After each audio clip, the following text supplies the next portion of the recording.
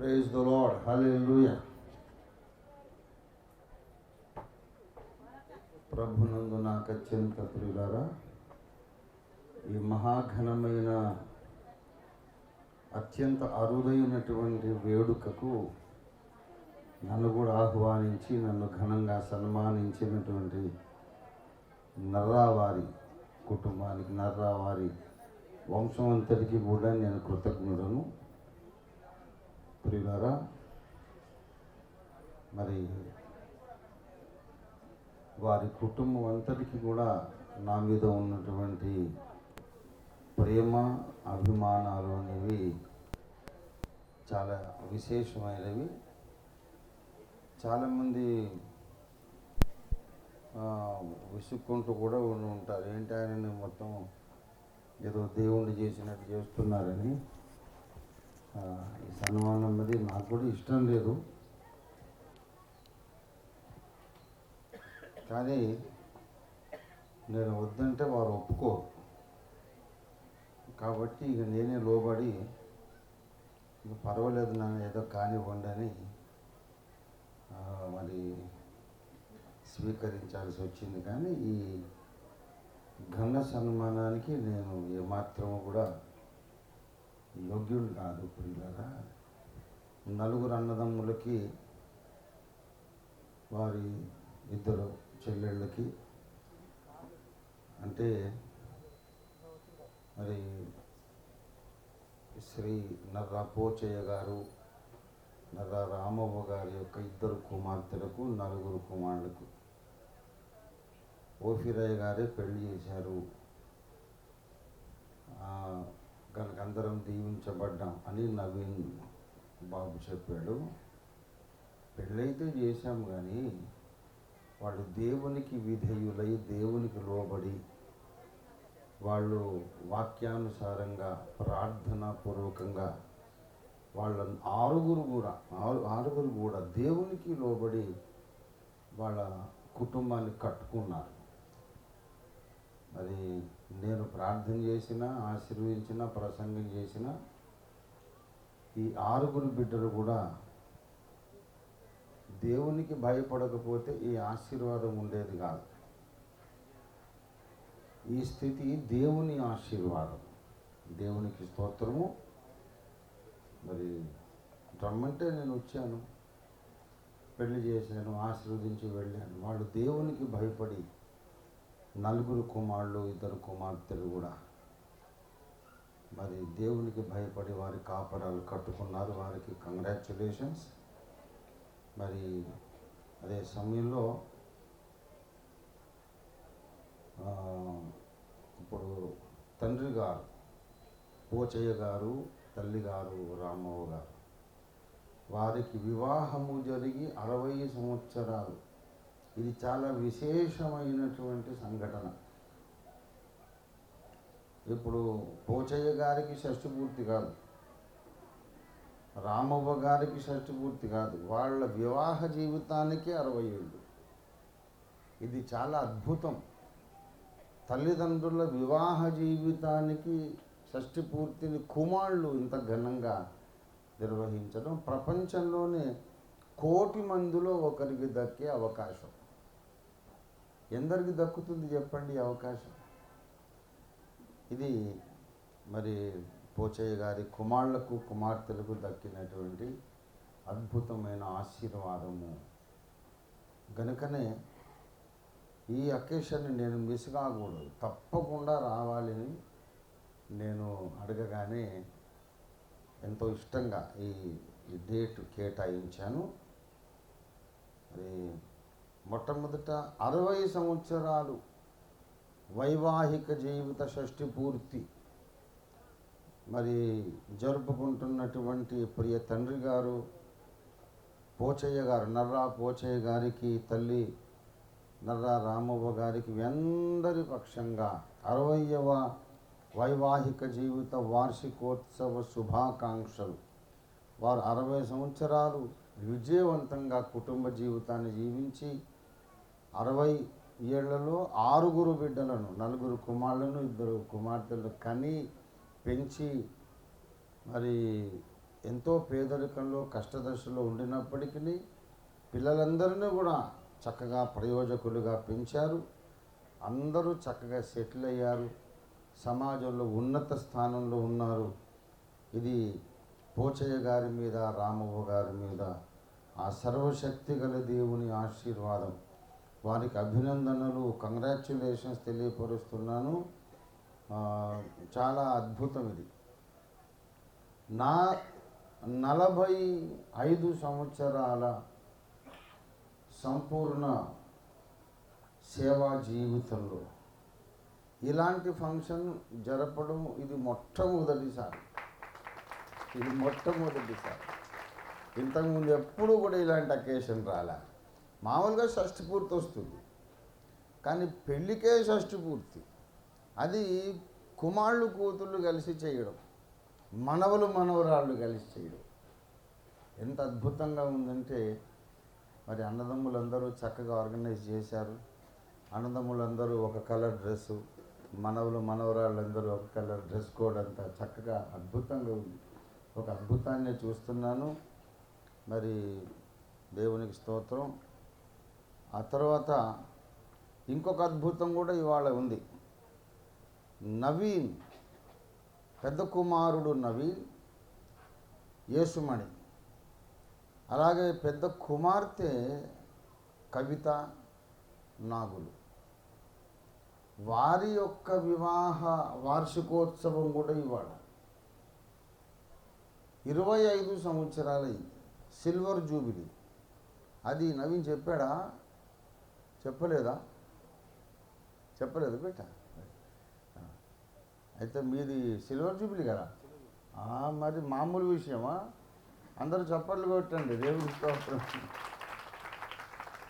నవీన్ యేసుమణి దంపతులకును, కవిత నాగులు దంపతులకును మనందరి పక్షంగా నేను వైవాహిక జీవిత రజతోత్సవ శుభాకాంక్షలు నేను తెలియజేస్తున్నాను. అంటే వివాహ వార్షికోత్సవాలు ఇప్పుడు 3 జంటలే జరుగుతున్నాయి. మీకు తెలుసో లేదో, 3 జంటల వెడ్డింగ్ యానివర్సరీస్ జరుగుతూ ఉన్నాయి. పోచయ్య గారు రామవ్వ గారి యొక్క వివాహ వార్షికోత్సవము, నవీన్ యేసుమణి యొక్క వివాహ వార్షికోత్సవము, కవిత అండ్ నాగులు యొక్క వివాహ వార్షికోత్సవం, 3 జంటలు. ఇటువంటిది నాకైతే ఇప్పుడు 45 సంవత్సరాల సేవలో ఎప్పుడు నేను నిర్వహించలేదు, వాక్యం చెప్పలేదు, అటెండ్ కాలేదు, నా కళ్ళతో చూడలేదు. ఇది నేను అనుకుంటా భూలోక చరిత్రలోనే, క్రైస్తవ సమాజ చరిత్రలోనే, భారతదేశపు క్రైస్తవ సమాజపు చరిత్రలోనే ఇదొక నభూతోన భవిష్యతి, ఇంతకు ముందు కానీ తర్వాత కానీ ఇక జరగదేమో అన్నటువంటి అద్భుత సంఘటన. ఇంత గొప్ప అకేషన్కు నన్ను పిలిచి ఇప్పుడు వాక్యం చెప్పమంటే నాకు అసలు నోటికి మాటలు రావడం లేదు. ఎందుకంటే నేను ఆశ్చర్యానందాలతో మూగపోయిందనమాట. చాలా మాటలు ఉన్నాయి చెప్పాలంటే, కానీ ట్రాఫిక్ జామ్ అయింది. సన్న సందున్నది, 1000 వాహనాలు వచ్చినాయి అనుకోండి, ఇక ఏది ముందు పోవాలో అక్కడ ఇరుక్కుంటాయండి. అలాగే నాకు కూడా భావాలకు ట్రాఫిక్ జామ్ అయింది. ఆశ్చర్యానందాలతో నేను మూగపోయాను. ఎవరు నాయన మూగపోయినోడివే ఇన్ని మాటలు చెప్తున్నావు, ఇక బాగుంటేనే చెప్తారు నాయన, త్వరగా ముగించి అసలే వర్షం వస్తుంది అని కూడా అనుకుంటుండవచ్చు ప్రజలు. దేవునికి స్తోత్రం, హల్లెలూయా. వాతావరణము కొంత ప్రతికూలంగా ఉండినప్పటికీ మరి ఇంతమంది అభిమానులు, బంధువులు, ఆత్మీయ బంధువులు అందరూ రావడం అనేది కూడా ఒక చాలా గొప్ప విశేషం. మీ అందరి ఆశీస్సులు, మీ అందరి ప్రార్థనలు ఈ కుటుంబం మీద ఉన్నాయని నేను నమ్ముతున్నాను. మరి తండ్రి గారు, తల్లి గారు, రామవ్వ గారు, పోచయ్య గారు, ఈ ఫోటో చూస్తుంటే చక్కగా ఒక మహారాజు, ఒక మహారాణిలాగా మన ముందు కూడా అద్భుతంగా కనబడుతున్నారు ఈ జంట, యువ జంట. దేవునికి స్తోత్రం.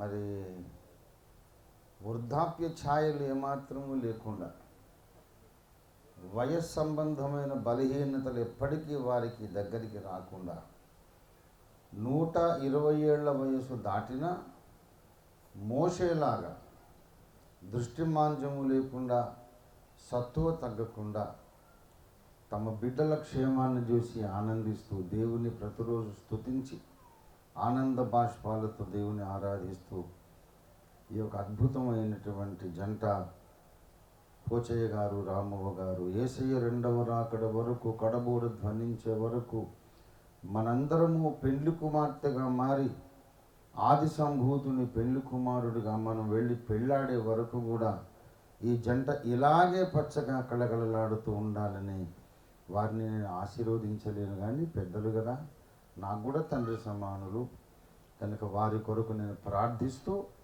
ఆ దేవుని వేడుకుంటున్నాను. మరి నర్రా పోచయ్య గారు, రామవ్వ గారి కుటుంబం ఒక అద్భుతం. దేవునికి స్తోత్రం. ఈ అద్భుతానికి ఒక కారణం ఉన్నది. ఈ కుటుంబము భక్తి గల కుటుంబం. నేను ఎప్పుడూ చెప్తూ ఉంటాను,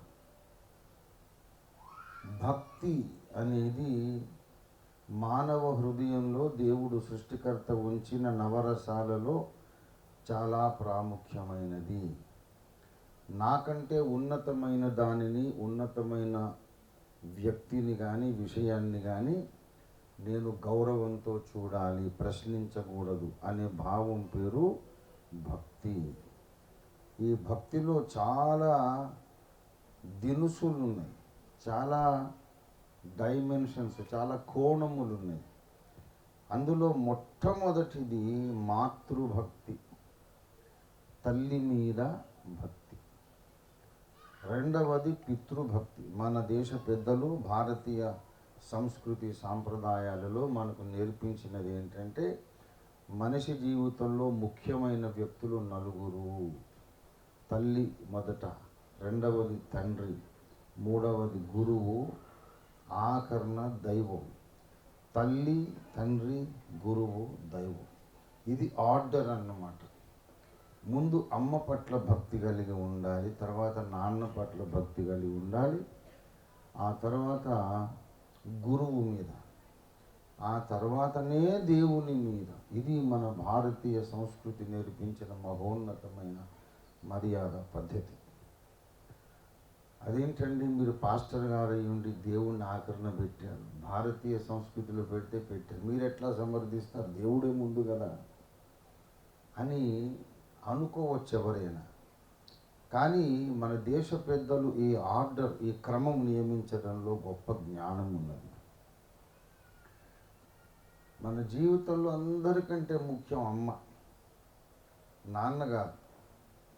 ఎందుకంటే అసలు నాన్న ఎవడో అమ్మ చెబితే తప్ప మనకు తెలియదు.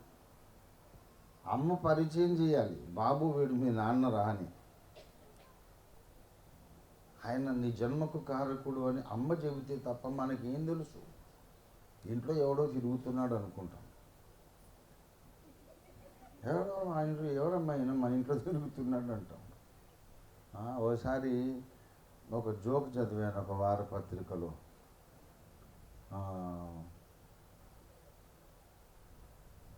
అమ్మా నాన్నల పెళ్లి ఫోటో చూశాడట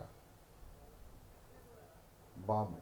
అమ్మ, ఆ పెళ్లి ఫోటోలో నీ పక్కన ఉన్న మంచి రింగుల జుట్టు ఉన్న ఆయన ఎవరు అంటే, ఆయన మీ నాన్నగారు బాబు అని చెప్పిందట. అవునా, మరైతే ఇప్పుడు మన ఇంట్లో తిరుగుతున్న బోడిగుండా ఆయన ఎవరు అన్నాడు.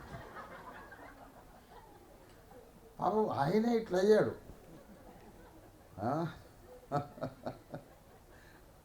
అంటే అమ్మ చెబితే తప్ప నాన్న కూడా దిక్కులేదు. ఎవడో రావాడు మన ఇంట్లోకి వచ్చాడు బోడిగుండాడు పోనీ అని అంటే నువ్వెవరు అంటాడు. కనుక అంత కీలకం. మొట్టమొదట పిల్లాడు పుట్టి కొంచెం జ్ఞానం వచ్చాక నాన్నరా నాన్న అని పిలు, డాడీ ఏదో ఒకటి అంటే అమ్మ చెబితే తప్ప నాన్న అంటే ఎవరో తెలియదు. కానీ అమ్మ ఎవరో పరిచయం చేసే అవసరం లేదు. లేదు లేదో బాబు ఏడ్చేటప్పుడు చిమ్మ చీకట్లో ఎంతమంది పోయి ముట్టుకున్నా కూడా ఏడు పాపం. చిమ్మ చీకటి, ఏ మొహం కనిపించదు. కానీ తల్లి వచ్చేట్లా ముట్టుకుంటే ఆ స్పర్శ తెలుస్తుంది, ఇది మా అమ్మ అని. స్పర్శను గుర్తుపట్టి పిల్లలు ఏడు పాపుతారు, ముఖం చూసి కాదు. అదొక ఆత్మలో ఉండే అనుబంధం. తల్లిని ఎవరు పరిచయం చేయనక్కర్లే. అరే బాబు మీ అమ్మరా అని నోరు మూసుకోలే, మాకు తెలుసు అంటాడు కూడా. కాబట్టి అందరికంటే గొప్పది ప్రాముఖ్యం అమ్మ. అమ్మ తర్వాత అమ్మ తొలి గురువు. అమ్మ మనకు తొలి గురువు. జీవితంలో అతి ముఖ్యమైన పాఠాలు నేర్పుతుంది. ఇలా అన్నం తినాలిరా, ఇలా దేహాన్ని శుభ్రపరచుకోవాలి, పెద్దలు వస్తే నమస్కారం చేయాలి. ఎవరు నేర్పుతారు? అమ్మే కదా. అమ్మ నేర్పిస్తే ఇదిగో నాన్నకు కూడా నమస్కారం పెడతారు. తర్వాత నాన్నగారు తన వంతు నేర్పించేవన్నీ నేర్పించి తర్వాత గురువుకు అప్పగిస్తారు. తండ్రి తర్వాత బడిలో వేస్తారు. అక్కడ గురువు చెప్పే పాఠాలు వింటాం. ఆయన చెప్పే మ్యాథమెటిక్స్, సైన్స్, ఇంగ్లీషు, హిందీ అవన్నీ ఇంట్లో అమ్మ నాన్న చెప్పరేమో, వాళ్ళకి రాదేమో. కానీ వీళ్ళు వాడికి మూల పాఠాలు నేర్పి స్కూల్లో వేయకపోతే స్కూళ్ళు ఉండవు, విద్యార్థులు ఉండరు, అసలు దేశానికి భవిష్యత్తే ఉండదు. అంత కీలకం చూసారా? మాతృభక్తి తర్వాత పితృభక్తి తర్వాత గురువు. అమ్మను మనకు కనబడే దేవుడు అనుకోవాలి. నాన్నగారిని కూడా మనకు కనిపించే చిన్న దేవుడు అనుకోవాలి. గురువును కూడా మనకు కనబడే దేవుడు అనుకోవాలి. గురు సాక్షాత్ పరబ్రహ్మ అని పెద్దలు చెప్పారు. కనబడే పరబ్రహ్మే గురువు అని గురువును గౌరవించాలి. తర్వాత అమ్మ నేర్పిన పాఠాలు, నాన్న నేర్పిన పాఠాలు, గురువు నేర్పిన చదువు అంతా కలిసి మనల్ని అసలు గురువు అయిన, విశ్వగురువు అయిన దేవుని పాదాల దగ్గరికి నడిపిస్తాయి అన్నమాట. దేవుణ్ణి గౌరవించటం వీడికి అప్పుడు సులభం అవుతుంది. తల్లిని, తండ్రిని, గురువును గౌరవించని వాడు దేవుణ్ణి గౌరవించలేడు. ఎందుకంటే వాడికి అర్థం కాని లాంగ్వేజ్ అది. గౌరవించడం ఏంటి? ఏంటంటే వాడు గొప్ప అన్న తిరుగుబాటు మనస్తత్వంలో ఉంటాడు. కనుక భక్తిలో ఇన్ని దినుసులు. ముందు మాతృభక్తి, తర్వాత పితృభక్తి, గురుభక్తి, దైవభక్తి. మరి అమ్మ మీద భక్తి ఉంటే, అమ్మనే కన్నా అమ్మ మన దేశభక్తి కూడా ఉండాలి. తర్వాత స్త్రీలైతే వారికి ఇంకొకటి పతిభక్తి ఉండాలి. స్త్రీలైతే పతిభక్తి ఉండాలి. ఈ భక్తి అనేది ఎవరిలో ఉంటుందో వాళ్ళని దేవుడు బహుగా ఆశీర్వదిస్తాడు. ఎఫెసీ పత్రిక 6వ అధ్యాయంలో నీవు మొదటి నుండి నీవు దీర్ఘాయుష్మంతుడవగునట్లు నీ తల్లిని, తండ్రిని సన్మానించుము, ఇది వాగ్దానముతో కూడిన ఆజ్ఞలలో మొదటిది అని అంటాడు. దైవ గ్రంథములో ఆజ్ఞలు చాలా ఉన్నాయి, దానికి వాగ్దానాలు ఉండవు. నువ్వు ఇలా చేస్తే నేను నిన్ను ఆశీర్వదిస్తాను అని అటాచ్మెంట్ ఉండదు. అటాచ్మెంట్ లేని ఆజ్ఞలు చాలా ఉన్నాయి. నేను తప్ప వేరొక దేవుడు నీకు ఉండకూడదు, దానికే అటాచ్మెంట్ లేదు. అదంతే. యెహోవా నామం వ్యర్థంగా ఉచ్చరించొద్దు, అంతే. దేని రూపమునైనా విగ్రహమునైనా చేసుకొని సాగిలపడి నమస్కరించకూడదు. అంతే ఆజ్ఞ. నువ్వు అలాగా నమస్కరించకుండా ఉంటే నేను నీకు డబ్బు ఇస్తాను, ఆరోగ్యం ఇస్తాను, అదేం లేదు. ఆజ్ఞగా పాటించాలంటే. అలాగా వాగ్దానము లేని ఆజ్ఞలు చాలా ఉన్నవి. వాగ్దానము లేని ఆజ్ఞ, కానీ వాగ్దానముతో కూడిన ఆజ్ఞలు కొన్ని ఉన్నాయి. అదేంటంటే, అమ్మా నాన్నలను నువ్వు సన్మానిస్తే నువ్వు దీర్ఘాయుష్మంతుడు అవుతావు. ఇది ఆజ్ఞకి ఒక ఆశీర్వాదాన్ని అటాచ్ చేశాడు. ఇది నువ్వు చేస్తే ఇది నేను చేస్తాను తప్పకుండా. ఈ భక్తి అనేది నర్రావారి వంశ లక్షణం. అది నేను తరతరాలుగా వారిని గమనిస్తూ ఉన్నాను. దేవుడు అంటే భయము భక్తి, అమ్మా నాన్నలంటే భయము భక్తి, పెద్దలు కనబడితే పాదాలు వందనం చేయడం, ఈ మంచి లక్షణాలు ఎవరిలో ఉంటాయో వాళ్ళని దేవుడు తప్పకుండా ఆశీర్వదిస్తాడు. చాలా సంతోషం. మరి వారి పిల్లల పేర్లు చదువుతున్నాను. పెద్ద కుమారుడు నవీన్ అండ్ యేసుమణి, రెండవ కుమారుడు దినాకర్ అండ్ దివ్య, మూడవ కుమారుడు రాజేందర్ అండ్ శశిరేఖ, నాలుగో కుమారుడు నరేష్ అండ్ సువార్త. కూతుళ్ళు ఇద్దరు, పెద్ద కుమార్తె కవిత, తన భర్త గారు నాగులు, అలాగే చిన్న కుమార్తె అనిత, తన భర్త గారు ఎలీషా. వీళ్ళందరే కాకుండా మనవలు మనవరాళ్ళు అభిషేక్ ఆకాంక్ష, వీళ్ళిద్దరూ కూడా నవీన్ యేసుమణి పిల్లలు. అజయ్ ఐశ్వర్య వీళ్ళిద్దరూ దినాకర్ దివ్యల పిల్లలు. దేవుడు ఎంత లెక్క ప్రకారం ఇచ్చేసాడు చూడండి. ఓ కొడుకు కూతురు, కొడుకు కూతురు, కొడుకు కూతురు, కంప్యూటర్ లెక్కలాగానే ఉన్నాయి. రాజేందర్ శశిరేఖ వారి యొక్క సంతానం అభిలాష్ అండ్ అమూల్య. నరేష్ సువార్త వారి సంతానం అభిజిత్ అండ్ అభిజ్ఞ. తర్వాత కూతుళ్ళు కవిత నాగులు, వారి యొక్క పిల్లలు అక్షయ్ అండ్ అక్షిత. అనితకు మాత్రం ఇద్దరు కుమారుడే అనుకుంటాను కదా, విక్రమ్ వివేక్. యా, చాలా సంతోషం. ఈ కుటుంబం ఇలాగే తరతరాలు ఇంకా అనేక తరాలు. యేసయ్య రాకడ ఎప్పుడు జరుగుతుందో మనకెవరికి కరెక్ట్గా డేటు తెలియదు. సూచనలు, నెరవేరుతున్న సూచనలను బట్టి అంచనా వేసుకుంటాం తప్ప ఖచ్చితమైన తారీఖు ఎవడు చెప్పకూడదు, చెప్పలేడు. ఎవరు చెప్పినా అది తప్పే. ఫలానా డేటుకు ఫలానా టైంకి వేసే వస్తాడని దేవదూతలైనా చెప్పలేరు. కానీ ఆయన రావడం మాత్రం ఖాయం. ఆయన వచ్చినప్పుడు భక్తి పరులందరినీ, భక్త సమాజాన్ని ఆయన తనతో పాటు మహిమలోకానికి తీసుకెళ్ళడం ఖాయం. ఇది తప్పకుండా జరుగుతుంది. ప్రియ దేవుని బిడ్డలారా, అంతవరకు కూడా ఈ చక్కని కుటుంబం భూప్రపంచంలోని క్రైస్తవ సమాజం అంతటికి మంచి మాదిరిగా, గుడ్ ఎగ్జాంపుల్, అనుసరించదగిన చక్కని మాదిరిగా ఇలాగే వీరు కళకళలాడుతూ వర్ధిల్లాలని ఈ కుటుంబం కొరకు నేను ప్రార్థన చేస్తున్నాను. దేవునికి స్తోత్రం. మరి వర్షం కారణంగా కొంచెం అంతరాయం జరిగింది. ముగించి మనం భోజనాలకు కూర్చోవాలి. ఇప్పటికే సగం అరిగి కూడా పోవాలి, భోజనం అరిగిపోవాలి.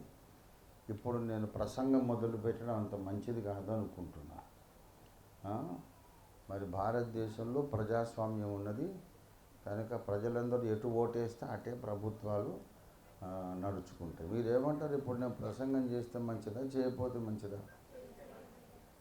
మీరు నిజం చెప్పాలండి. ఇప్పుడు నిజం చెప్పండి అయ్యా. ఇది కరెక్ట్ మాట. ఇంతైనా చేయాలంటున్నాడు. కానీ అసలే ప్రసంగం ఎగ్గొట్టకుండా ఎంతైనా కొంత అంటే కొంచెమైనా చేయండి. అసలే వాక్యం లేకుండా మాత్రం కూటము సార్థకం కాదు. దేవునికి స్తోత్రం. ఇంతకుముందు చెప్పింది కూడా వాక్యమే కదా. చాలా సంతోషం. అయినా సరే అఫీషియల్గా వాక్యం చెప్పాను అన్న ధోరణిలో నేను ఒక చిన్న పాట పాడి, మంచి మ్యూజిషియన్స్ ఉన్నారు ఇక్కడ, కుమారులు చక్కగా వాయిస్తున్నారు. I'm really impressed with your performance. కానీ మీకు తగినట్టుగా నేను పాడగలను లేదో తెలియదు. నేనైతే మాజీ ముఖ్యమంత్రి లాగా మాజీ గాయకుడిని, రిటైర్డ్ సింగర్ బాబు. మరి పాటలు కొన్ని మంచి మంచి రాగాలు అయితే ఉన్నాయి, కానీ ఇప్పుడు పాడేది ముసలిగురం. ఎక్కువ పరిగెత్తలేను, కొంచెం నన్ను కనికరించి మెల్లిగా తోలాలి నన్ను. రైట్, దేవునికి స్తోత్రం.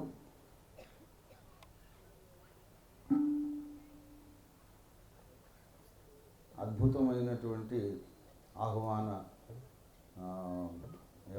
ఆహ్వాన పత్రము. ఇది జ్ఞాపకార్థంగా నేను నా దగ్గర ఎప్పుడు పెట్టుకుంటాను. నేను చెప్తున్నా కదా, నేను 1980లో సేవకు వచ్చా, 1980లో. అప్పటి నుండి ఇప్పటిదాకా 45 సంవత్సరాలు. 46లో ఎంటర్ అవుతాను. నా జీవిత కాలంలో కానీ, నా సేవా జీవిత కాలంలో కానీ ఇటువంటి ఫంక్షన్ కానీ, ఇలాంటి సెలబ్రేషన్ కానీ, ఈ సందర్భం కానీ, ఇలాంటి కృతజ్ఞత మహోత్సవం కానీ ఎక్కడ ఎప్పుడు అసలు నేను ఒక్కసారి కూడా చూడలే. This is the first time in my life. ఇది ఆ మహాదేవుడు యేసయ్య జరిగించిన ఒక అద్భుతం. దేవునికి స్తోత్రం కలుగును గాక.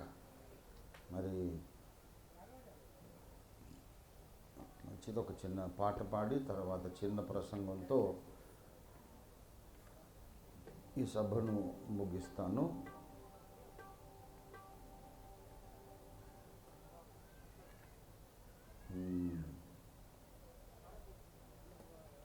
దేవునికి మహిమ. హల్లెలూయా, హల్లెలూయా. దేవునికి స్తోత్రం. నా పాటలు పాడదామంటేనేమో అన్ని విషాద గీతాలు ఉంటాయి నా పాటలన్నీ. ఎక్కువ ఆనంద గీతాలు తక్కువ, విషాద గీతాలు ఎక్కువ. అందుచేత సర్వకాల సర్వావస్థలలో దేవుణ్ణి నమ్మి, దేవునికి లోబడి, ఇంత సంసార యాత్ర, కుటుంబ జీవిత యాత్రను ఈదుకొని ఇంతవరకు వచ్చినటువంటి మరి ధన్య దంపతులు పోచయ్య గారు, రామవ్వ గారు, అలాగే వారి కుమారుడు నవీన్ కుటుంబం, అలాగే వారి పెద్ద కుమార్తె కవిత కుటుంబం. వారు అన్ని సమస్య లేకుండా ఎవరి కుటుంబం ఉండదు కదా. అన్ని పరిస్థితుల్లో దేవుని మీద ఆనుకొని వారు అన్ని పోరాటాలు గెలిచి లోకాన్ని జయించిన వారుగా ఈ ఘట్టానికి వచ్చారు. దేవుడికి స్తోత్రం కలుగును గాక. సమస్య లేకుండా ఏ కుటుంబం అని ఉంటుందా చెప్పండి? ఉండదు. అందరికీ ఎవరికి ఎంత చెట్టుకు అంత కాదు, ఎవరికి ఉండాల్సినంత సమస్య వాళ్లకు ఉంటుంది. కానీ పోరాటాలు అయితే వచ్చినాయి. కానీ మరి పోచయ్య గారి కుటుంబం, అలాగే వారి కుమారులు, కుమార్తెల కుటుంబాలు పోరాడారు, కానీ ఓడిపోలేదు, గెలిచి ఈ ఘట్టానికి వచ్చారు. వారికి అభినందనలు. నా బలమయ్యున్న దేవా అనే పాట పాడతాను. దేవునికి స్తోత్రం. సి షార్ప్ మైనర్ ఇవ్వండి. Ah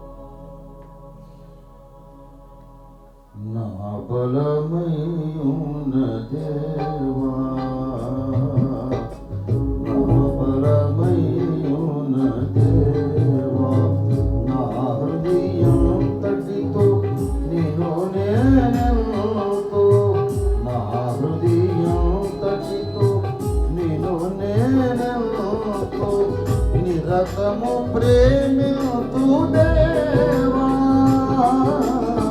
మదిను సేవితు దేవా మహాబలమైన దేవా మహాబలమైన దేవా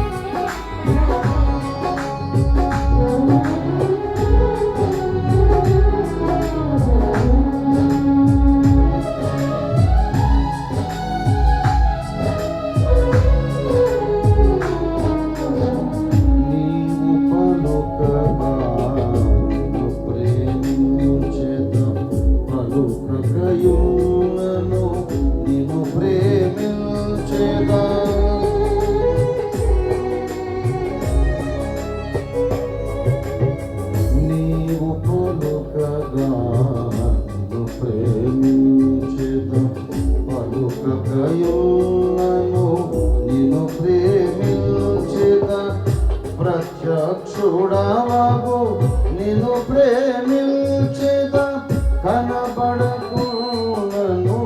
నిన్ను ప్రేమించేద ప్రత్యక్షుడవగు నిన్ను ప్రేమించేద కనబడకున్నను నిన్ను ప్రేమించేద సర్వకాల సర్వావస్థలలో సర్వకాల సర్వావస్థలలో మానక నిన్ను గురుతు నా బలమైన దేవా నా బలమైన దేవా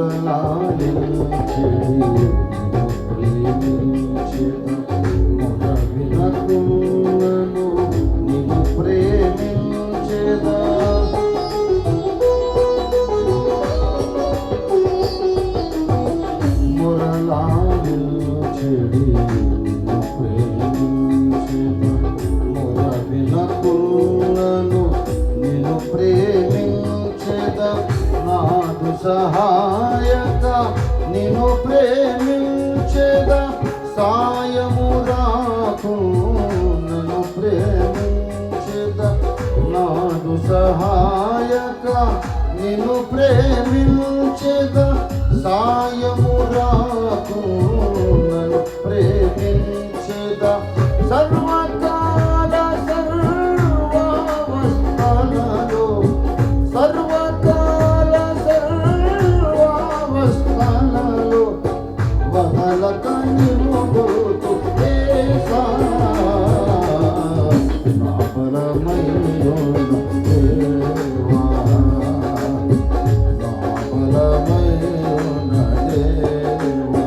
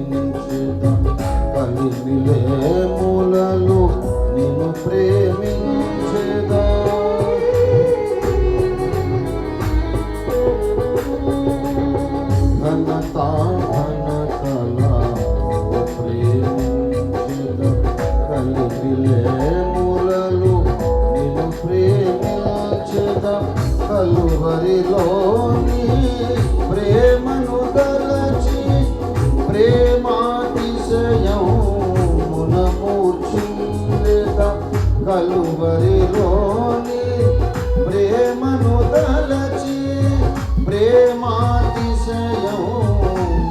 మూర్ఛిద సర్వకాల సర్వావస్థలలో సర్వకాల సర్వావస్థలలో ప్రియముగా నిలుగుతు దేశా నా బలమయ్యో దేవా నా బలమయ్యో దేవా. స్తోత్రం.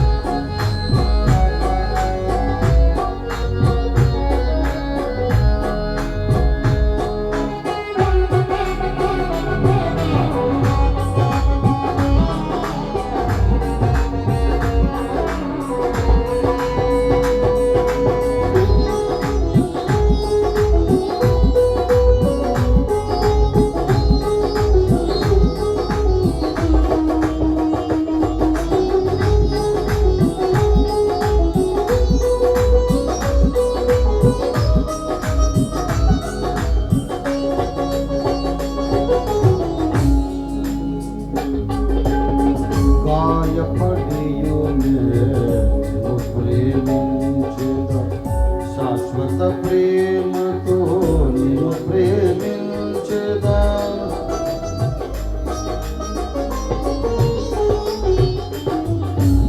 గాయపడియునే నిన్ను ప్రేమించెదా శాశ్వత ప్రేమతో నిన్ను ప్రేమించెదా ఈ విధి నిన్ను ప్రేమించెడి బలమును నాకు సగిన కరుణాళుడవీవని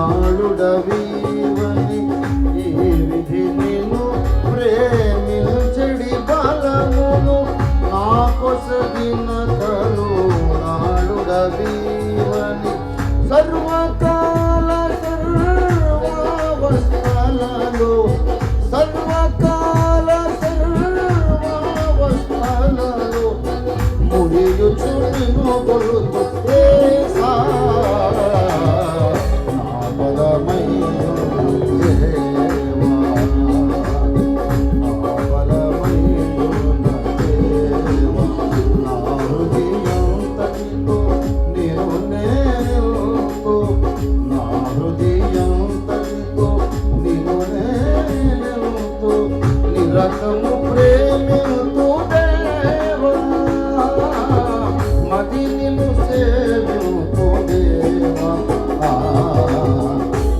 బలమయ్యో నా దేవా నా బలమయ్యో నా దేవా.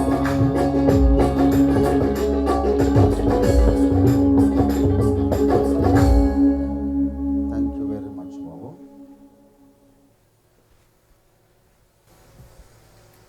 హైదరాబాద్ నుండి వచ్చేటప్పుడే అనుకున్నా నర్రా పోచయ్య గారికి రామవ్వ గారికి నేనే పాదాభివందనాలు చేయాలని. అంతకు యోగ్యులే వారు, ఎందుకంటే వయస్సును బట్టి మరి వారి వ్యక్తిత్వాన్ని బట్టి. వారి ఫోటో ఇక్కడ వేశారు చూడండి, అసలు మహారాజులో ఉన్నారు. రాజకళ, రాజ టీవీ అమ్మగారులో కూడా ఇద్దరిలో కూడా రాజ టీవీ ఉట్టి పడుతూ ఉంది కనుక నా హృదయంలో కూడా వారికి ఎప్పుడు పాదాభివందనాలు ఉంటాయి. చాలా సంతోషం.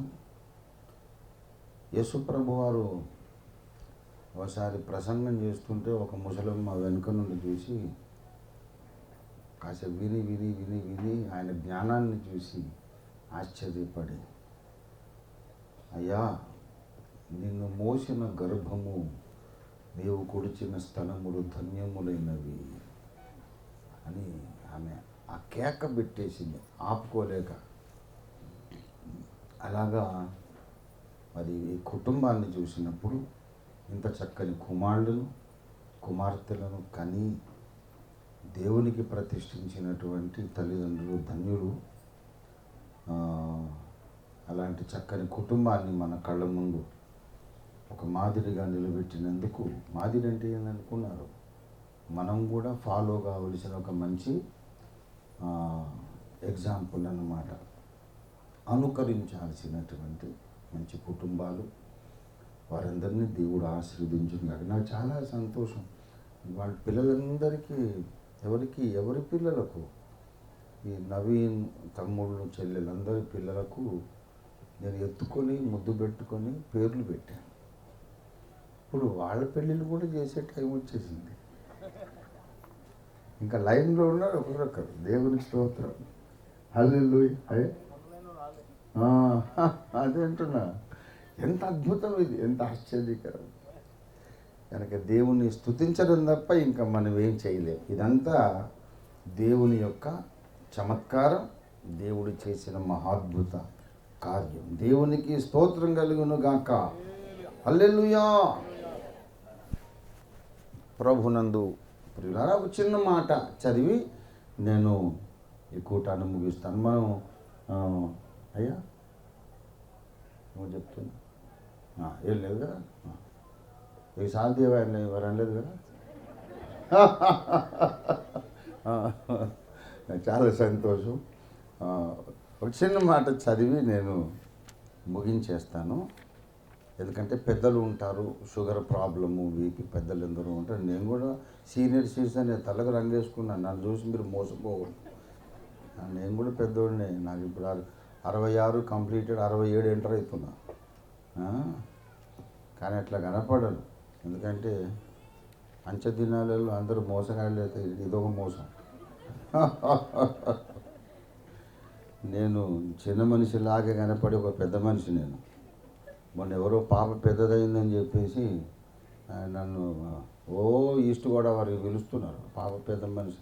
అదే బాబు, నాకు వేల కొద్ది మంది మనవలు మనవరాళ్ళు. పాప పెద్దదైంది నన్ను పిలిస్తే ముసలోడిని, ఏమైనా నేను రాగలనా అంటే, లేదు మీరు రావాలి తప్పకుండా. నేను కూడా ఇక్కడ పెద్ద మనిషి, నేను భయ అని చెప్పిన.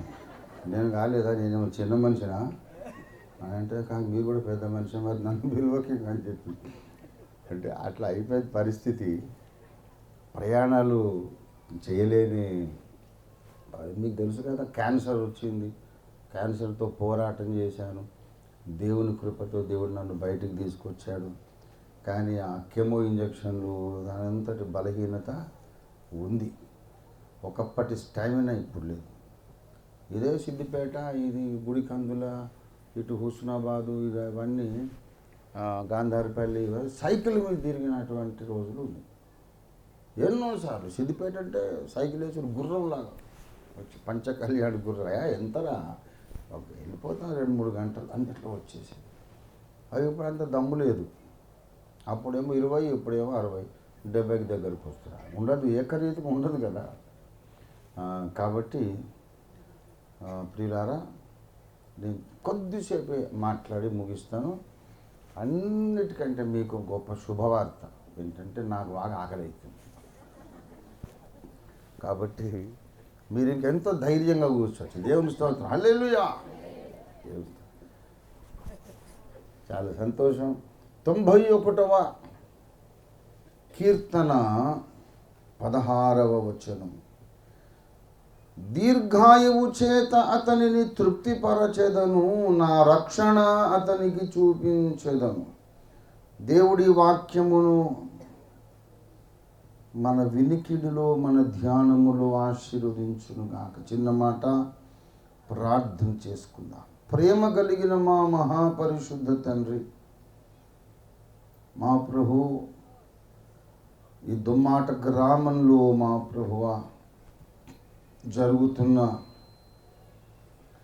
అద్భుతమైనటువంటి ఈ కృతజ్ఞతాస్తుతి ప్రార్థన మహోత్సవము కొరకు నీకు స్తోత్రాలు. సిద్దిపేట జిల్లా, తెలంగాణ రాష్ట్రం, మా తండ్రి దౌలతాబాద్ మండలంలో దుమ్మాట గ్రామంలో నర్రావారి గృహ ప్రాంగణంలో జరుగుతున్న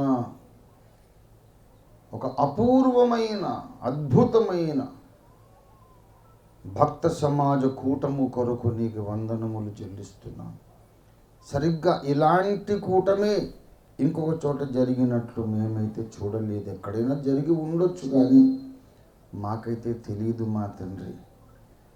తల్లిదండ్రుల యొక్క వైవాహిక జీవిత షష్ఠి పూర్తి, వారి పెద్ద కుమారుడి యొక్క వివాహ జీవిత రజతోత్సవం, వారి పెద్ద కుమార్తె యొక్క వివాహ జీవిత రజతోత్సవం, ఈ 3 సందర్భాలు కలిసి మేము మా హృదయపూర్వకంగా మిమ్మల్ని స్తుతించి ఆరాధించడానికి ఇచ్చిన అవకాశం కొరకు నీకు వందనాలు చెల్లిస్తున్నాం. ఈ కుటుంబాన్ని ఇంకా ఇశ్రాయేలు సంతతి వలె మీరు వర్ధిల్లజేయండి. ప్రపంచానికి గొప్ప వెలుగుగా, ఉప్పుగా వీరుండుటకు సహాయం చేయండి. కలవరపరిచే ప్రతి విధమైన దురాత్మలను యేసు నామములో గద్దించి బంధించి ఈ కుటుంబానికి దూరంగా వెళ్ళగొడుతున్నాం. ఈ సేవకుని మాటను రూఢిపరచండి ప్రభువా. మరి వృద్ధ దంపతులు అని భౌతిక శరీరాన్ని బట్టి మాత్రమే పిలవాలి కానీ వాస్తవానికి వారు ప్రభువా యవన కాలపు తేజస్సుతో వెలిగిపోతూ మా మధ్య ఉన్నటువంటి పోచయ్య గారు, రామవ్వ గారు, వారిద్దరు కొరకు నీకు స్తోత్రాలు. వారు మనవల మునిమనముల యొక్క శుభకార్యాలు కూడా చూస్తూ ఆనంద బాష్పాలతో మిమ్మల్ని ఆరాధిస్తూ 120 ఏళ్ళు దాటిన యవనకాల బలముతో కడబోర ధ్వనించు వరకు భూమి మీద దేవుడు సృష్టించిన సజీవ అద్భుతాలు, సజీవ సూచక క్రియలుగా ఈ దంపతులు పోచయ్య గారు, రామవ్వ గారు ఉండటానికి సహాయం చేయండి. అలాగే వారి పిల్లలందరికీ కూడా సంపూర్ణ ఆశీర్వాదాలతో కూడిన దీర్ఘాయుష్షు దయచేయండి. చదవబడ్డ వాక్యం కొరకు నీకే స్తోత్రాలు. ఈ వాక్యం ద్వారా మాతో మీరే మాట్లాడండి దేవా. నాకు కనబడుము, అందరికీ కనబడుము, నాతో మాట్లాడుము, అందరితోనూ మాట్లాడుమని యేసు నామములోనే స్తుతించి ప్రార్థిస్తున్నాము తండ్రి. ప్రభునందు నాకు అత్యంత ప్రియులారా, దీర్ఘాయువు చేత అతనిని తృప్తిపరచెదను అని దేవుడు ఇక్కడ ఒక విశిష్ట వ్యక్తిని గూర్చి మాట్లాడుతూ ఉన్నాడు. దయచేసి ఈ వచనాన్ని మనము ధ్యానము చేయాలంటే, ధ్యానములో ఈ వచనానికి మనము న్యాయము చేయాలంటే, ధ్యానములో ఈ వచనానికి మనం న్యాయము చేయాలంటే, ఈ 2 మాటలు జాగ్రత్తగా మీరు గుర్తుపెట్టుకోండి. ధ్యానం చేయడం ఒకటి, ధ్యానములో ఆ వాక్యానికి న్యాయం చేయడం ఒకటి. Doing justice in your interpretation, న్యాయముగా వ్యాఖ్యానించుట అన్నమాట. న్యాయముగా వ్యాఖ్యానించుట అనేది చేత కాలేదు కనుకనే క్రైస్తవ సమాజం ఇన్ని గుంపులుగా చీలిపోయింది. అందరికీ ఒకటే బైబిల్ కదా, ఒక్కోడికి ఒక్కో రకంగా అర్థమవుతుంది. అదేంటది? ఏమండి, నేను ఆకలేసిందని చెప్పాను, మీకు అందరికీ నాకు ఆకలైందనే అర్థం కావాలి. కానీ ఆకలైందని నేను చెప్తే అవునా నీకు ఆకలి కాలేదని నాకు అర్థమైందంటే ఎట్లాగండి? ఒక భావమే ఉంటుంది. మాట్లాడిన వాడు దేవుడు అయినప్పుడు అవునంటే అవును, కాదంటే కాదు. కానీ ఇన్ని డినామినేషన్లు, వందల కొద్ది, వేల కొద్ది డినామినేషన్లు, అందరూ అదే బైబిల్ సంఖ్యలో పెట్టుకొని తిరుగుతారు. అందరూ నాకు వాక్యాధారం ఉంది అంటాడు. ఏం ఆధారం ఉంది బాబు? వాక్యాధారం లేదు నీకు వాక్యంలో నీ వ్యాఖ్యానాధారం ఉంది. నీవు చెప్పుకున్న వ్యాఖ్యానమే నీకు ఆధారం, కానీ వాక్యం కాదు. గనుక ప్రసంగం మొదట్లో పరిశుద్ధాత్మ దేవుడు పలికించాలి, గుర్తుపెట్టుకోండి జీవితకాలం. వాక్య ధ్యానములో న్యాయము, జస్టిస్ కరెక్ట్గా వ్యాఖ్యానించాలి. దీర్ఘాయువు అంటే అర్థమేంటి తెలుసా? చాలా దీర్ఘకాలం బ్రతికి ఉండటం. అక్కడనే చాలా గొయ్యి ఉంది, పెద్ద సొరంగం ఉంది. అక్కడ నుంచి మనం ఆదికాండంలోకి పోవచ్చు, ప్రకటనలోకి పోవచ్చు. వాక్యం అనేది ఫుల్ సొరంగాలతో ఉంటుంది అన్నమాట. కొందరు పైన పైన నడుస్తూ ఉంటారు, ఆ సొరంగాల్లోకి పోరు. అందుకని వాక్యంలోని ధనరాశులు వారికి అందవు. వాక్యాన్ని చదువుకుంటూ పోవడం కాదు, కొంచెం ఆగాల, గుణపం పట్టుకొని లోతుకు తవ్వాలి. దీర్ఘాయువు అనగా అర్థం ఏంటి నాయన? చాలా కాలము బ్రతికి ఉండడం. అవునా? అవునా కాదా? దీర్ఘాయువు అంటే అర్థం ఏంటి? చాలా కాలం ఏం చేయడం చెప్పండి? బ్రతికి ఉండడం. చాలా కాలం బ్రతికి ఉండడం. ఎన్నిసార్లు ఎందుకు చెప్తున్నానంటే మీ మనసుకు నాటుకోవాలి ఆ మాటని.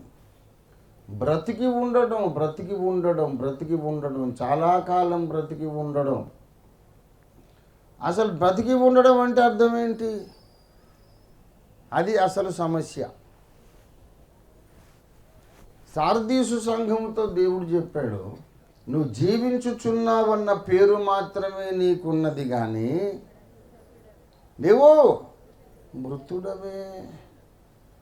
సుఖభోగములందు ప్రవర్తించున్నది బ్రతుకుచుండియు అది చచ్చినదై ఉండును. ఇప్పుడు అటువంటిది ఒక 100 ఏళ్ళు బతికింది అనుకోండి, అది దీర్ఘాయుష? దీర్ఘకాలిక మృత పరిస్థితి. చచ్చిన పరిస్థితిలో 100 ఏళ్ళు బ్రతికితే ప్రయోజనం ఏంటంటున్నాను నేను. ఈ భూమి మీద, భూగోళము మీద, భూమండలములో కోట్లాది మంది, అధిక శాతం మానవ జనాభాలో అధిక శాతం జీవన్మృతులు ఉన్నారు. జీవన్మృతులు అంటే ఏంటో తెలుసా? బ్రతికి ఉండి చచ్చినవారు. బ్రతికి ఉండి చచ్చినవారు. ఎందుకు చచ్చినవారు అంటే, మొట్టమొదట ఎఫెసీ పత్రిక 2:1 ప్రకారం వారు తమ పాపముల యందును అపరాధముల యందును చచ్చినవారు. అంటే ఈ భూమి మీద పుట్టిన వాళ్ళందరూ అందగాళ్ళు, కళాకారులు, కవులు, గాయకులు, పండితులు, ధనవంతులు, వ్యాపారవేత్తలు, ఎన్నెన్నో ఘనకార్యాలు సాధించిన వాళ్ళు ఎందరో ఉన్నారు. సైంటిస్టులు ఉన్నారు, విమానాలు తయారు చేస్తారు, రాకెట్లు తయారు చేస్తారు, గ్రహాంతరయానాలు చేస్తారు.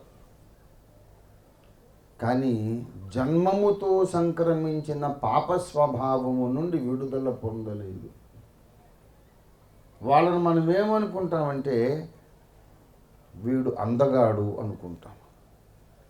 దేవుడు అంటాడు వీడు అందమైన శవం అంటాడు. మనమేమంటామంటే వీడు జ్ఞానవంతుడు అంటాం. దేవుడు అంటాడు వీడు జ్ఞానము కలిగిన శవం అంటాడు. ఈ అమ్మాయి చాలా అందంగా ఉందండి అంటాం మనం. ఆమె చాలా అందమైన శవమురా, అందమైన పీనుగా అంటాడు దేవుడు. వీడు చాలా ధనవంతుడు, డబ్బు కలిగిన వాడు అంటాం మనం. సృష్టికర్త అయిన దేవుడు అంటాడు వాడు చాలా డబ్బు కలిగిన పీనుగా రా అంటాడు. జీవము అనేది ముందు మనం పొందాలి. ఆ జీవం అనగా అర్థం ఏంటంటే, దేవునితో మనము సంబంధము, అనుసంధానము, కమ్యూనికేషన్, సమాచార సంబంధాలు, స్నేహ సంబంధాలు కలిగి ఉండడమే జీవం. అది దేవుని కృప ద్వారా, కలువరి శిలువలో యేసు చేసిన యజ్ఞము ద్వారానే మనకు కలుగుతుంది. దేవుని కృప ద్వారా అన్నాను. అందుకే నీ కృప జీవము కంటే ఉత్తమము అన్నాడు 63వ కీర్తనలో. నీ కృప జీవము కంటే ఉత్తమము. 63వ కీర్తన 3వ వచనం. నీ కృప జీవము కంటే ఉత్తమము అంటే అర్థం ఏంటి? అసలు జీవానికి కృపకు పోలిక చెబుతున్నాడు. ఏది ఎక్కువ విలువైందో బేరీజు వేస్తున్నాడు, అంచనా వేస్తున్నాడు. నీ కృప జీవము కంటే ఉత్తమం అంటే ప్రాణము అనేది ఉన్నప్పుడు, ఆ తర్వాత మనకు మంచి బంగళా కావాలి, మంచి కార్లు వాహనాలు కావాలి, వెండి బంగారాలు కావాలి, మంచి భోజనం కావాలి, మంచి పదవులు పలుకుబడి కావాలి, హోదా కావాలి. ప్రాణం ఉన్న తర్వాత ఏమండి? అయితే ఇవన్నీ సంపాదించుకొని ధనరాశులు, ఆస్తిపాస్తులు, సమాజంలో పలుకుబడి, హోదా అన్నీ సంపాదించుకున్నాక ఈ ప్రాణం వెళ్ళిపోయింది అనుకోండి, ఇవన్నీ ఎవడికి లాభం లేదు. గనుక ఎన్ని సంపాదించినా ప్రాణమే వెళ్ళిపోతే నువ్వు సంపాదించినవన్నీ దండగే. అయితే ప్రాణము కూడా ఉన్నప్పటికీ కృప నువ్వు పోగొట్టుకుంటే ఈ ప్రాణము కూడా దండగే అంటున్నాడు అన్నమాట. ప్రాణం ఉంటేనే నీ సంపాదనకు అంతటికీ అర్థం ఉంది, ప్రయోజనం ఉంది. కానీ కృప అనేది నువ్వు పొందుకుంటేనే నీ ప్రాణానికి కూడా ఒక ప్రయోజనం ఉంది. ప్రాణం పోగొట్టుకున్నోడి సంపదలు వాడికి పనికిరావు. అలాగే కృప అనేది పోగొట్టుకుంటే వీడి ప్రాణమే వీనికి పనికిరాదు. నీ కృప జీవము కంటే ఉత్తమం. ఈ లోకపు ధనరాశులన్నిటికంటే మనకు ప్రాణం ముఖ్యం అంటున్నాం. ప్రాణము కంటే దేవుని కృప ముఖ్యం బాబు. ఎందుకంటే కృప నిన్ను దేవునికి కనెక్ట్ చేస్తుంది. ఎఫెసీ 2:8 ప్రకారం మీరు కృప ద్వారా విశ్వాసము చేతనే మీరు రక్షింపబడి ఉన్నారు. కృప అంటే అయోగ్యుల మీద దేవునికి వచ్చే నిష్కారణమైన ప్రేమ, అనురాగం పేరు కృప. ఆ కృపను బట్టి ఆయన శిలువ మీద వ్రేలాడి మన కోసం తన శిలువ రక్తాన్ని, పరిశుద్ధ రక్తాన్ని, దైవ రక్తాన్ని, అక్షయమైన రక్తాన్ని, అమూల్య రక్తాన్ని కార్చి చనిపోయి తిరిగి లేచాడు. ఎందుకయ్యా? ఎందుకు నా కొరకు ఇంత త్యాగం చేశావు అంటే కృప. ఎందుకు అంటే పిచ్చోడా, కారణం చెప్పగలిగితే అది కృపే కాదు, కారణం చెప్పగలిగితే అది ప్రేమే కాదు. నేనంటే నీకు ఎందుకు ఇంత ఇష్టం అంటే ఇష్టం అనేది కారణాన్ని బట్టి ఉండదు. కారణం చెప్పగలిగితే అది ప్రేమే కాదు. నిష్కారణంగా నువ్వంటే నాకు ఇష్టం అంతే. ఆ కృపను బట్టి మనం దేవునికి కనెక్ట్ అయ్యాం. కానీ ఈ కృపను చాలామంది తిరస్కరిస్తున్నారు, వద్దు నాకు అంటున్నారు. దేవుని కృప మానవాళికి ఎక్కడ దొరుకుతుందో తెలుసా? శిలువ మీద దొరుకుతుంది. కానీ ఆ శిలువ అక్కర్లేదు వీళ్లకు. శిలువలో వ్రేలాడి మరణించి లేచిన యజ్ఞ పురుషుడు అక్కర్లేదు. యేసయ్య అంటే ఇష్టం లేదు. యేసయ్య అంటే దూషణ, అవహేళన, తిరస్కారం, చిన్న చూపు. ప్రియులారా, ఎవరైతే యేసును తిరస్కరిస్తున్నారో వారికి కృప దొరకదు. కృప దొరకకపోతే వాడికి జీవము లేనట్టే, దేవునితో సంబంధం ఉండదు. ఇక మిగతావన్నీ ఉంటాయి, అందచందాలు ఉంటాయి, ఆస్తిపాస్తులు ఉంటాయి, సమాజంలో పలుకుబడి, హోదా అన్నీ ఉంటాయి. కానీ దేవునితో వాడు మాట్లాడలేడు, దేవుడు మాట్లాడితే వినలేడు. అసలు దేవునితో వీడికి ఆ సబ్జెక్టే వీని బుర్రకాయలో ఉండదు, డిలెక్ట్ అన్నమాట. లేదు, అసలు సృష్టికర్త అంటే తెలీదు. దేవునికి సంబంధించినంత వరకు వీడు చచ్చినవాడే. ప్రతి మానవుడు జన్మముతోనే దేవునితో సంబంధాలు తెగిపోయిన వాడుగా పుడుతున్నారు. అందుకే దేవుడు ఉన్నాడా, ఏడి, ఎలా ఉంటాడు, ఏమో, ఏంటి రుజువు, ఇవన్నీ అడుగుతుంటాడు. పుట్టిన తర్వాత ఒక్కసారి కూడా నా గుండెకాయ ఉందా, ఏది రుజువు అని అడగడు. దేన్ని అడగడు. దేవుడు ఉన్నాడా, ఉన్నాడని తెలుసు. దేవుడు ఉన్నాడా అనే ప్రశ్న వెనుకనే దేవుడు ఉన్నాడని వాడికి తెలుసు అని అర్థం ఇమిడి ఉంది. ఏదో ఉంది మహాశక్తి, అదేంటో నాకు తెలియట్లేదు. ఎందుకు? నీ జన్మముతో నీకు వచ్చిన పాపం దేవుని నుండి నిన్ను సపరేట్ చేసింది, వేరు చేసింది. కనుక దాన్ని మరణం అన్నాడు. నిన్న మొన్న మనతో పాటు తిరిగినవాడు, సంచరించి మాట్లాడి జోకులేసి నవ్వించి కలిసి భోజనాలు చేసినోడు ఇవాళ ప్రాణం వెళ్ళిపోయేసరికి నిర్ర నిలువ కట్టెలాగా అట్లా ఉంటాం. వాడి మీద పడి ఏడుస్తూ ఉంటాం. వాడు పట్టించుకోవడం అసలు తెలీదు. నీ ఏడుపు వాడికి వినపడదు, వాడు అవతల నుంచి ఏమని చెప్తే నీకు వినపడదు. మరణం అనగా కమ్యూనికేషన్ కట్ ఆఫ్ అయిపోవడం, సమాచార సంబంధాలు కట్ ఆఫ్, అది మరణం. వాడికి అసలు ఏం వినపడదు, వాడు రెస్పాండ్ కాడనే ధైర్యంతోనే వాడి మీద పడి ఏడుస్తాం మనం.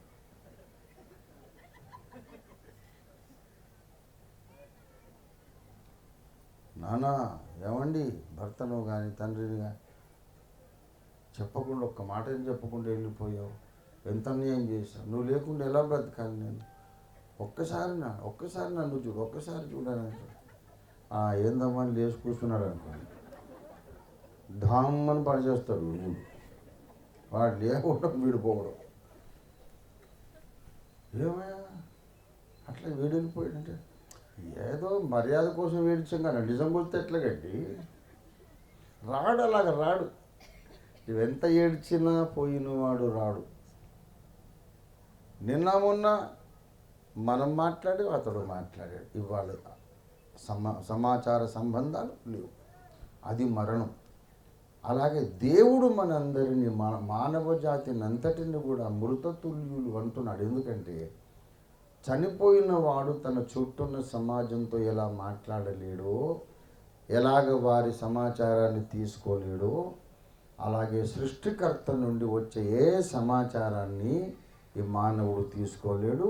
వీడు ఆయనతో మాట్లాడలేడు, ఆయన మాట్లాడితే వినలేడు. అందుకని వాడు డెడ్ కండిషన్ అంటున్నాడు దేవుడు, చచ్చిపోయిన స్థితిలో ఉన్నాడు. అయితే అలాంటి మృత తుల్యుడిగా చచ్చిన వాడితో సమానంగా ఉన్నటువంటి మానవులను బ్రతికించడానికి, అనగా దేవునితో ఒక సంబంధాన్ని ఏర్పరచడానికి యేసు మన కొరకు సిలువలో మరణించాడు, తిరిగి లేచాడు. దేవునికి స్తోత్రం కలుగునుగాక. అప్పుడు యేసును కలిగిన వారు జీవము కలిగిన వారు అంటాడు. దేవునికి స్తుతి కలుగునుగాక. యేసు ప్రభు వారు ఎవరి హృదయములోనికైతే వచ్చారో వారు జీవము కలిగిన వారు. దేవునికి స్తోత్రం. దయచేసి 1 యోహాను 5:12 చూడండి. దేవుని కుమారుని అంగీకరించువాడు జీవము గలవాడు, అంగీకరింపనివాడు, దేవుని కుమారుని అంగీకరింపనివాడు జీవము లేనివాడు. ఈ భూమి మీద భూప్రపంచంలో ఎన్ని మతాలు, కులాలు, జాతులు, వర్ణాలు, వర్గాలు, వృత్తులు, లింగభేదం ఎన్ని ఉన్నా సరే, ఆస్వాల్డ్ స్మిత్ గారు ఒక బుక్లో రాస్తారు, ఈ భూమి మీద ఉన్న మనుషులందరూ 2 వర్గాలు, హ్యాత్స్ అండ్ హ్యాత్ నాట్స్ అంటాడు. He that hath son hath life and he that hath not the son hath not life. కుమారుణ్ణి కలిగిన వాడు జీవము కలిగిన వాడు. దేవుని కుమారుణ్ణి అంగీకరించే వాడికి పరలోకం దృష్టిలో ప్రాణం వచ్చేస్తుంది. అప్పటి నుంచి దేవునికి వీడికి సంబంధాలు ఏర్పడతాయి. పరలోకముందున నా తండ్రి అని పిలుస్తాడు. ఏంటి నా కుమారుడు అంటాడు ఆయన. ఉన్నాడో లేడో అని నిన్నటి దాకా వెతుకులాడిన దేవుడు ఇదిగో నేనున్నానని వస్తాడు, మాట్లాడతాడు, ప్రార్థన వింటాడు, జవాబు ఇస్తాడు. దానికి కొంత టైం పడుతుంది, విశ్వాసంలో పెరగాలి, కానీ నువ్వు బ్రతుకుతావు. లేకపోతే మాత్రం క్రీస్తును తన హృదయంలో చేర్చుకోనని ప్రతి వాడు, ప్రతి వ్యక్తి, ప్రతి స్త్రీ, ప్రతి పురుషుడు ఈ లోకంలో అందరితోనూ మాట్లాడతాడు, దేవునితో మాత్రం మాట్లాడలేడు. అన్ని విద్యలు వస్తాయి, కానీ పరలోకానికి వెళ్ళే మార్గం తెలియదు. సృష్టికర్తను తెలుసుకోకుండానే శాస్త్రాలు చదువుతారు, శాస్త్రవేత్తలు అవుతారు, ప్రపంచంలో గొప్ప స్థానాలకు ఎదుగుతారు. కానీ ఇక్కడ కన్ను మూసి అవతలికి వెళ్ళిన తర్వాత దేవునితో లింక్ లేదు కదా. ఆప్షన్ ఒకటి, ఇంకొకటి ఉంది అంతే. ఓన్లీ సెకండ్ ఆప్షన్ ఏంటంటే యుగ యుగములు ఆరక మండుతుండే అగ్ని గంధకముల గుండం, అక్కడికి వెళ్ళిపోతాడు. ఈ భూమి మీద గొప్పగా బ్రతికి గొప్ప పేరు సంపాదించి ధనవంతుడై ఐశ్వర్యవంతుడై ఇక్కడ కన్ను మూసి అగ్నిగుండంలో కన్ను తెరిస్తే వాడి కన్నా దౌర్భాగ్యుడు దురదృష్టవంతుడు ఇంకోడు ఉంటాడా? ఈ భూమి మీద 3 నెలల జీవితకాలం పేదగా గడిచినా ఎలా గడిచినా పర్వాలేదు, ఇక్కడ కన్ను మూసి సృష్టికర్త ఉండే మహిమలోకంలో కన్ను తెరిచిన వాడు ధన్యుడు, అదృష్టవంతుడు, భాగ్యవంతుడు. అందుకే అసలు భాగ్యవంతుడు ఎవడయ్యా అంటే తన అతిక్రమములకు పరిహారము నొందిన వాడు ధన్యుడు. ఆ ధన్యత ఎలా దొరుకుతుంది? శిలువ రక్తమును ఆశ్రయించిన వాడికి మాత్రమే ఆ ధన్యత దొరుకుతుంది. దేవునికి స్తోత్రం కలుగును గాక. హల్లెలూయా.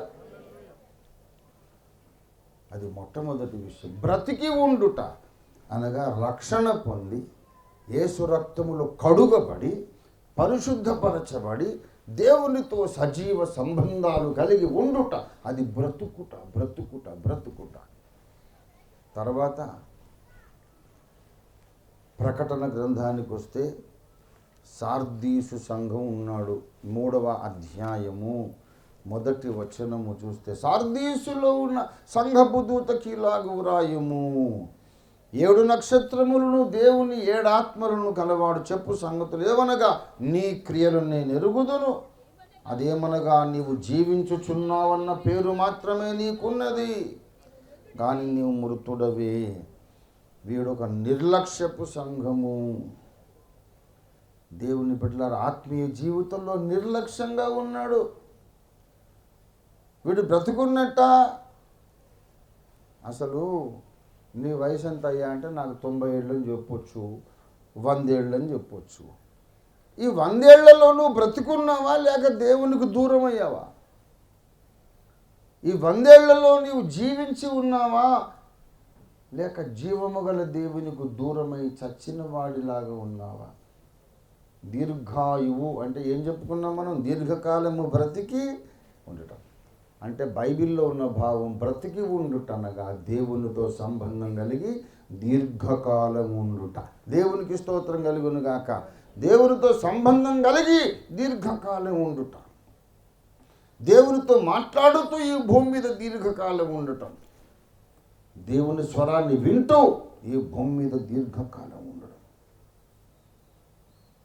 ప్రియులారా, అప్పుడు దీర్ఘకాలము బ్రతికినట్టు లెక్క. వాడికి తృప్తి కలుగుతుందట. దేవునికి స్తోత్రం కలుగును గాక. దీర్ఘాయువు చేత నేను అతన్ని తృప్తిపరుస్తాను. మోషే 120 ఏళ్ళు బ్రతికాడు. అయితే మనుష్యుడు తన స్నేహితునితో మాట్లాడినట్లు యెహోవా మోషేతో ముఖాముఖి. దేవునికి స్తోత్రం కలుగును గాక. బ్రతకడం అంటే అది. బ్రతకటం అంటే అది చాలా కాలము భూమి మీద ఉండటం కాదు, ఉనికి కలిగి ఉండటం కాదు, దేవుని సన్నిధిలో మనము చాలా కాలం ఉండడం. దేవునికి స్తోత్రం కలుగును గాక. ఇక్కడ దేవుని విషయాలలో అజాగరూకుడు. చూడండి 3వ వచనం చూడండి, నీవు జాగరూకుడవై ఉండని ఎడల నేను దొంగవలే వచ్చేదను. ఇలారా అంటే వీడు అజాగ్రత్త పరుడు. వీడు పేరుకు మాత్రమే సజీవుడు, కానీ ఆ తర్వాత వాడి వాస్తవ అనుభవం వాడు చచ్చిన వాడుగా ఉన్నాడు అని అర్థం. ప్రియులారా, అలాగే 1 తిమోతి 5వ అధ్యాయము 6వ వచనం, సుఖభోగముల యందు ప్రవర్తించున్నది బ్రతుకుచు ఉండియు చచ్చినదై. నీకెంత వయసు అమ్మా అంటే నాకు 96 ఏళ్ళు బాబు అని చెబుతుంది. కానీ నువ్వు చచ్చిన పరిస్థితుల్లో ఎన్నేళ్ళు? 96 అయితే ఉంది, 106 అయితే ఉంది. బ్రతికి ఉన్నట్టుగా మనం ఉండాలి. దేవునికి స్తోత్రం. పరిశుద్ధతలో జీవించాలి.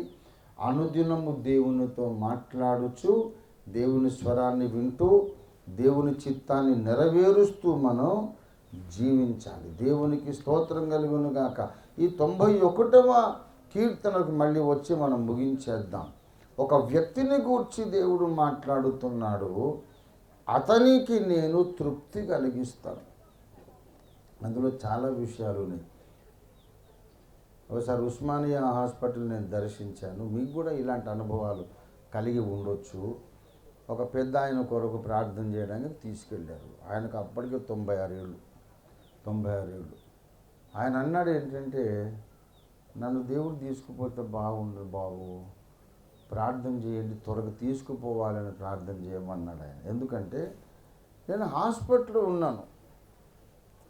నాకు సేవ చేయడానికి నా కొడుకు, నా కోడలు, అందరూ నా మనవులు ఉన్నారు. కానీ వాళ్ళతో సేవ చేయించుకోవడం నాకే విసుగ్గా ఉంది. మంచి వాళ్ళే, పిల్లలు మంచిగా సేవ చేస్తున్నారు. కానీ మంచాన పడి ఉండాలి. తన శరీరం తానే శుభ్రం చేసుకోలేడు.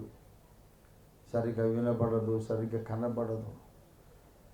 ఎందుకు రాయడు, ఎందుకు ఉండాలి, వెళ్ళిపోతాను, నా కోసం ప్రార్థన చేయండి పాస్టర్ గారు అన్నాడు. అప్పుడు నాకు అర్థమైంది, నా బుర్ర వెలిగింది ఏంటంటే, దీర్ఘకాలము బ్రతికి ఉండుట ఆనందంగా ఉంటుంది. ఎప్పుడంటే ఆరోగ్యం ఉన్నప్పుడు. ఆరోగ్యం ఉన్నప్పుడు దీర్ఘాయుష్షు ఆనందకరంగా ఉంటుంది.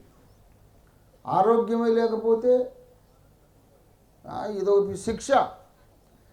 ఆరోగ్యం లేకుండా 100 ఏళ్ళు బ్రతకడం, ఆరోగ్యం లేకుండా 150 ఏళ్ళు బ్రతకడం, అది శిక్ష, టార్చర్. అది ఎంతకాలం ఉన్నావు అనేది ముఖ్యం కాదు, ఆరోగ్యమే మహాభాగ్యం అన్నారు పెద్దలు.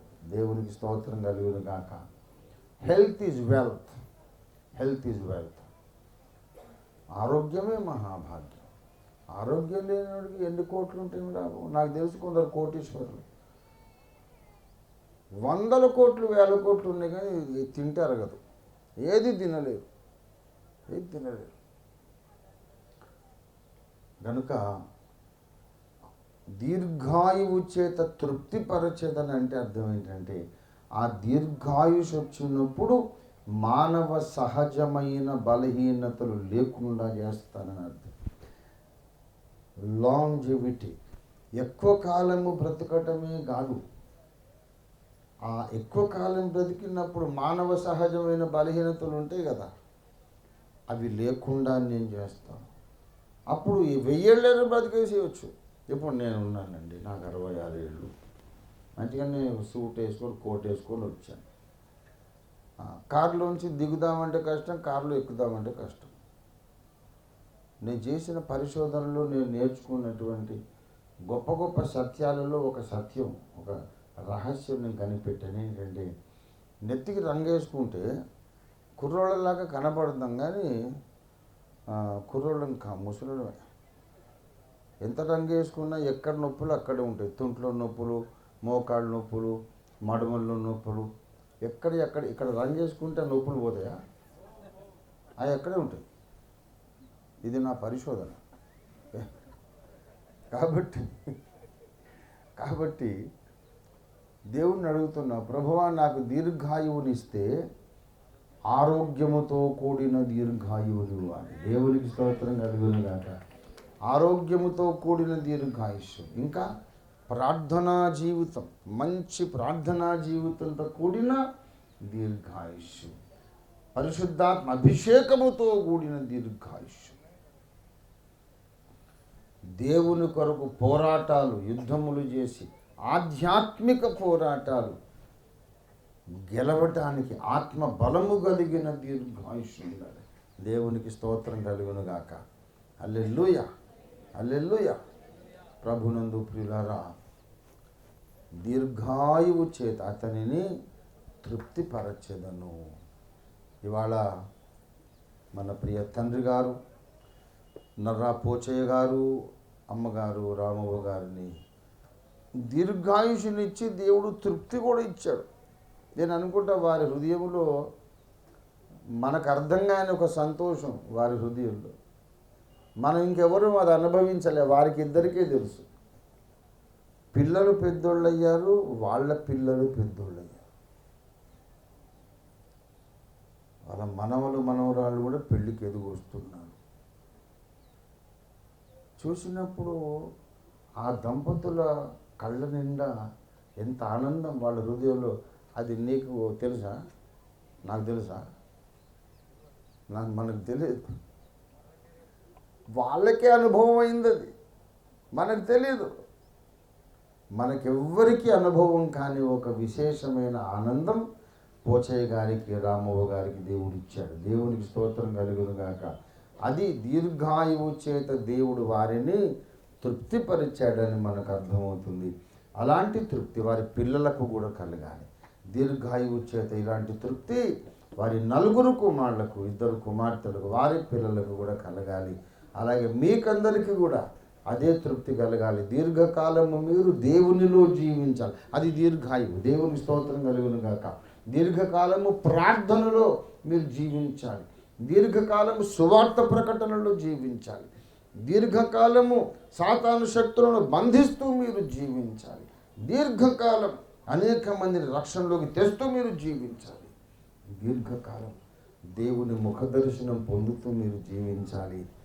మీరు మీ పిల్లలు పిల్ల తరము వరకు ఈ యెహోవా నీతి మీకందరికీ కలిగి ఉండును, తోడై ఉండును గాకని ఆశిస్తూ, ఆశీర్వదిస్తూ, ప్రార్థిస్తూ ముగించుకుంటున్నాను. మీకందరికీ వందనాలు. ఈ మంచి అపూర్వమైనటువంటి భక్త సమాజ కూడికకు నన్ను పిలిచినందుకు నర్రా వారికి అందరికీ కూడా నా ప్రత్యేక వందనాలు. పోచయ్య గారి బిడ్డలు, మనవలు, మనవరాలు అందరికీ నా కృతజ్ఞతలు చెల్లిస్తున్నా. చక్కగా మ్యూజిక్ వాయించిన మ్యూజిషియన్స్కి కూడా వందనాలు. I thank each and will one of you. అందరికీ నా కృతజ్ఞతలు. ఇంతటితో మనం ముగించుకుందాం. చిన్న మాట ప్రార్థన చేసి నేను ముగిస్తాను. బాబు ఇంకేమైనా కార్యక్రమాలు ఉన్నాయి నవీన్ బాబు? వచ్చిన అమ్మ నాన్నోళ్ళకు పూలమాల ఈ వాక్యం కొరకు ప్రార్థన చేస్తా. తర్వాత సన్మానం అంతా అయినాక అప్పుడు ఆశీర్వాదం. అవునా? తర్వాత చేస్తారా? ఆశీర్వాదం ఇచ్చేదా? మంచిది. ఆశీర్వాద ప్రార్థనతో ఈ సమావేశం ముగించుకున్నాం. తర్వాత పెద్దలను గౌరవించడం అది కొనసాగుతూ ఉంటుంది. స్తోత్రం, స్తోత్రం, స్తోత్రం, స్తోత్రమునైనా ప్రేమ కలిగిన మా మహాపరిశుద్ధ తండ్రి, మా తండ్రి గారు పోచయ్య గారు, తల్లి గారు రామవ్వ గారు, అలాగే వారి యొక్క 4 కుమారులు కుమార్తెలు, మా కన్న తండ్రి, అలాగే మా తండ్రి వారి 2 కుమార్తెలు అల్లుళ్ళు, వారందరి యొక్క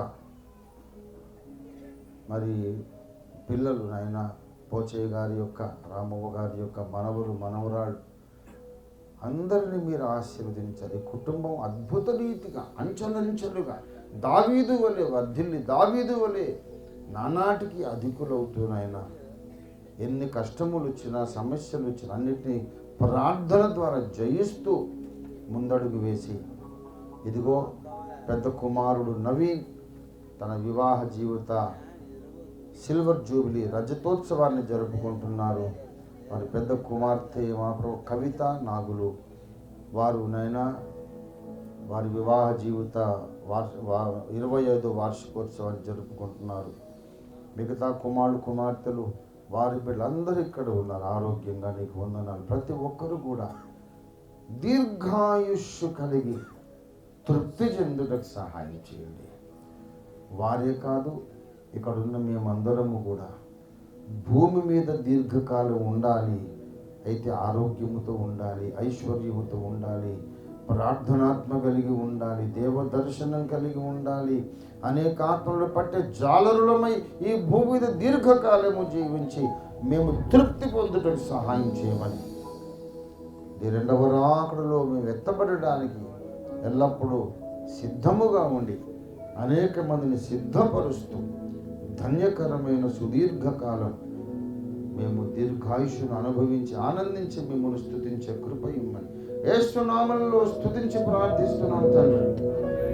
మన తండ్రి అయిన దేవాది దేవుని శాశ్వత ప్రేమయు, మనందరి రక్షకుడు, లోక రక్షకుడు, జగత్ రక్షకుడు, విశ్వ విమోచకుడైన యేసుక్రీస్తు నాథుని అనంత కృపయు, పరిశుద్ధాత్మ దేవుని తోడి దివ్య మనోహర సహవాసమును చేరి వచ్చిన మనకందరకును భూలోకమందున్న సకల భక్త కోటికిని మరి ప్రత్యేకంగా వైవాహిక జీవిత షష్ఠి పూర్తి జరుపుకుంటూ దేవుని స్తుతిస్తున్నటువంటి నర్రా పోచయ్య గారు, రామవ్వ గారు అనే ఈ పుణ్య దంపతులకును వారి 4 కుమారులకును వారి కుటుంబాలకు, 2 కుమార్తెలు వారి కుటుంబాలకు ప్రత్యేకంగా రజతోత్సవము వివాహ జీవితంలో జరుపుకుంటున్న నవీన్ యేసుమణికిని, అలాగే కవిత నాగులుకును, ఇంకా ఇక్కడ ఉన్నటువంటి దేవుని బిడ్డలందరికీ, సత్య సంబంధులందరికీ సదాకాలము తోడయుండునుగాక.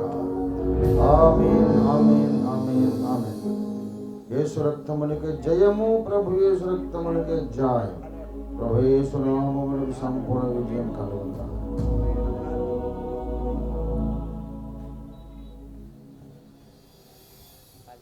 దేవునికి స్తోత్రము కలుగును గాక. వర్షం కారణంగా అంతరాయం కలిగినప్పటికీ ఇంత ఓపికతో మీరు కూర్చున్నందుకు మీకందరికీ పేరు పేరు వరుసన మాకు